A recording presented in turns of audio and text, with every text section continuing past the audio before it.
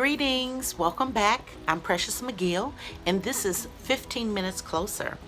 So, for those of you who are tuning in again, thank you. I appreciate the support. Welcome back. And for those of you tuning in for the first time, welcome. I hope you get something out of today. I pray that God speaks through me and listens through you. Today, I thought we'd do it a little bit different, okay? Today, I want to talk a little bit about gratitude before we go into our topic. The reason I want to talk about gratitude is because it is a power, it's a superpower. Many of us find ourselves being stuck in life, right? Maybe we like what we're doing, but we want to expand it, or we just hit a wall for whatever the reason is. We could go on and on for whatever the reason is. You may have hit a wall. Be thankful. Give gratitude for every single thing, even when something is hard that you're facing, something challenging. Find something to be grateful for. Maybe you don't have it in you yet to be grateful for the situation that you're going through, but you can be grateful for other things. When I'm finding myself stuck in that place, or it's just difficult to get over whatever I'm dealing with, or I'm very challenged at the time, I start being thankful for very little things that we take for granted every day. I'll say thank you for my skin. Thank you for my eyes. Thank you for my nose. Thank you, I have hair on my head. Thank you. Just if you can't be thankful for the situation you're going through, find something to be thankful for. Now, I don't know if you guys hear those fans going. You might. If you do, please excuse me. I need them. It's hot today, baby. It's hot. So, and I'm a real person, and this is real fan blowing, okay? So just bear with me through the fan as I deliver my message today. So, gratitude. Have a little bit, have a lot, but have some. Gratitude is an attitude. Be thankful for things. Set your mindset, attune yourself to being thankful. Set your vibration to gratitude, okay? Particularly when someone is bothering you. Find something to be grateful for. Shift your vibration. That's what that's about, having a vibration of gratitude, okay? Today we're going to talk about love. The reason I want to talk about love is because, for most of you know, I do spiritual advising. Thank you to the people who have continued to support me in my work, whether you've had a session with me or you just have been supportive along my journey. Thank you so much. I also do holistic life coaching, where we focus on spiritual engagement. So I work with different types of people. I work with couples, I work with individuals, and sometimes groups. So one thing I notice is that we could all use more love. It sounds very cliche. What the world needs now is love. It is more love, okay? That's the truth. Because if we are more loving, if we show more love, we're more compassionate. We make space and allowance for other people. Many of us are running around here with a very short wick. It doesn't take much to set us off. And I'm saying many of us, I'm including myself in that number, because in order for me to see it in you, it must have been born in me first. So yes, I make a regular practice of checking myself first. But love, let's talk about it. Love. So, beloved, let us love one another. For love is from God, and whoever loves has been born of God and knows God. So, be loving. This is how you introduce yourself to God, is through love. It is the greatest gift from God.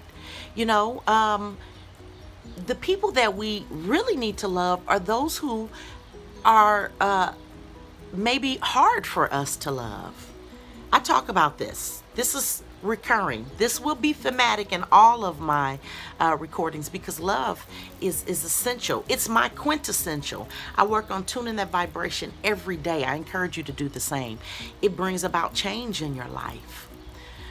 But God is requiring us to love, for those of you who are wondering, requiring us to love.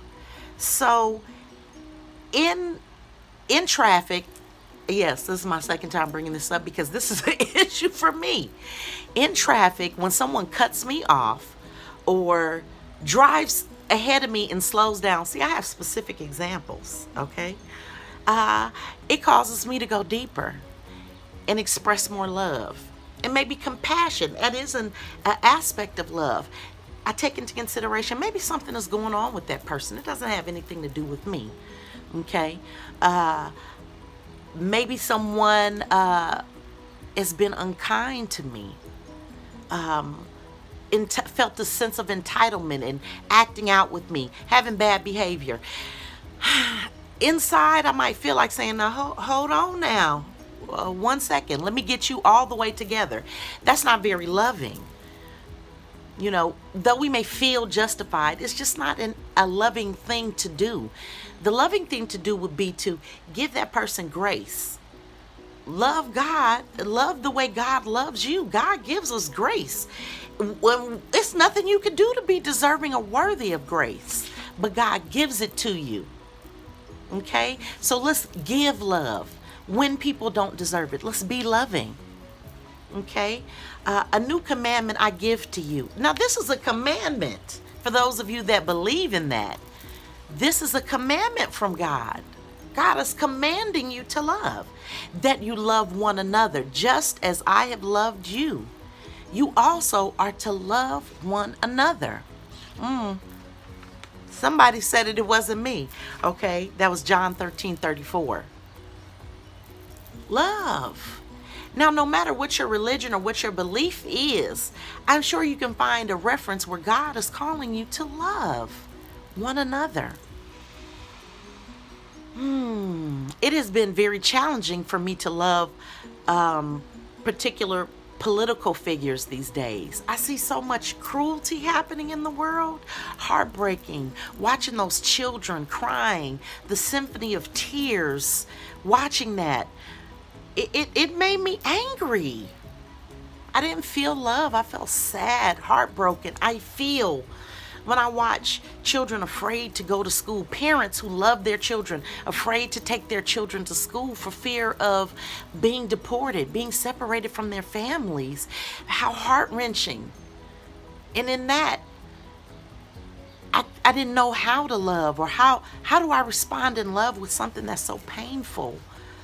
So I just began sending them love, sending the children love, the kind of love that reunifies families. It's emotional for me. You know, when you don't know what to do, send somebody love. Then I had to turn it around on those political figures who I hold responsible, absolutely. Send them love, not because they deserve it, but by grace. Because if I start thinking about if they deserve it, then I'm moving into a space of judgment. Move into the space of being love. God is calling you to be love. Okay? Love is patient, for those of you who don't know. That means love waits. Patience. Doesn't mean that you're being stagnant or stop. I'm not waiting for nobody. No, it's not about that.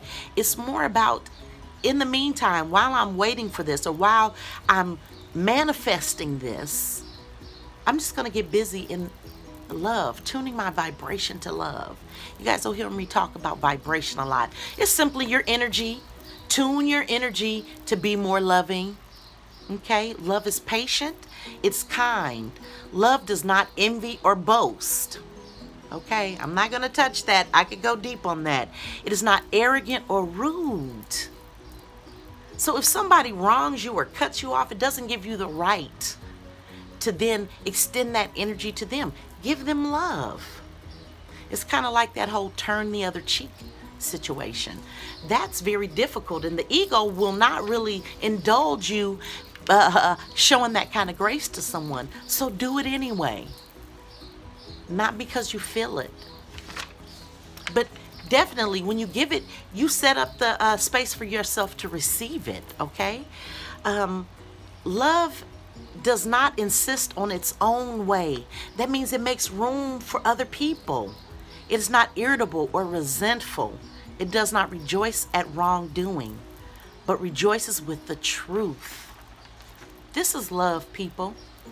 This is an example of love. Many of us think about love and we think about romance, or what we enjoy doing, the indulgent part of love. That's an aspect of love, it is. But I'm talking to you about other aspects of love. Divine love, the love of God, the love that transforms, that heals, that moves situations. That's one reason why I like doing that, and I suggest my clients do it. Ho'oponopono. It's the art of forgiveness, releasing. It's so loving. It's the most loving thing you can do. Because that is how God deals with us. And if He's commanding us, she's commanding us, okay, for the progressives, hello. If God is commanding us to love, then we will be forgiving and we will be patient. Not because they deserve it, because we're giving grace in this moment, in this situation. Now, here's one thing love is not. Love is not convenient. Okay? It's not like, okay, well, now everything is perfect and the situation is right, so I'm going to be loving. Nope, it's when it's inconvenient, when it's difficult, when it's challenging. Love. When someone breaks your heart, doesn't mean you have to stay in that situation. But it does mean that in this instance, you can be loved by exercising grace with that person, by having compassion, not treating them how they treat you, but treating them how you want to be treated, with love, dignity, and grace. If they get in the mud, don't get in with them. Be love. Sometime from over here, I'm going to love you. I'm going to send you all the light and love and healing. But I won't be separating myself from you. Even if we don't speak, I'm going to connect myself to you in love and tune that vibration so that one day we can be in each other's space. But if we don't, nonetheless, I will have been loved. Be love, people. Love extends itself, but it comes from the inside. If you find it difficult to be loving and forgiving, then there's some things that you need to work on the inside. Love is not easy. It's challenging, but it's worth it. Love is long-standing. It's peaceful. If you're not loving, you're fearing. The opposite of love is not hate. It's indifference. A lot of times hate stems from a place of love. Hear what I'm saying? Like, why do you even care enough to give somebody all that energy? They're on your mind. Release them. But don't hate them. Don't waste your time, because you're just setting up a vibration that you don't want to see later. Love. Love it out. Love your neighbor, your noisy, loud neighbor. Love them. Send them energy, loving energy. Don't curse them out. Even if they don't hear you. But start somewhere. If it means moving from cursing someone out to not cursing them out, but having that thought in your head, that's a place to start, okay? But go deeper. Do the work and take it higher. That's what my banner says, see? I believe in that. Go deeper. Do the work and take it higher. Look, our time's running out already. I just want to say to you all, thank you for tuning in. Be more loving. Love yourself. Remember that I choose me. Be loving to yourself. Especially for those of us who are always giving our energy away. Reserve some love for yourself. Give from the overflow, not the reserve. Save some love for yourself.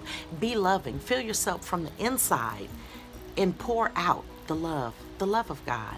My name is Precious McGill. This has been 15 Minutes Closer. Thank you, and I love you.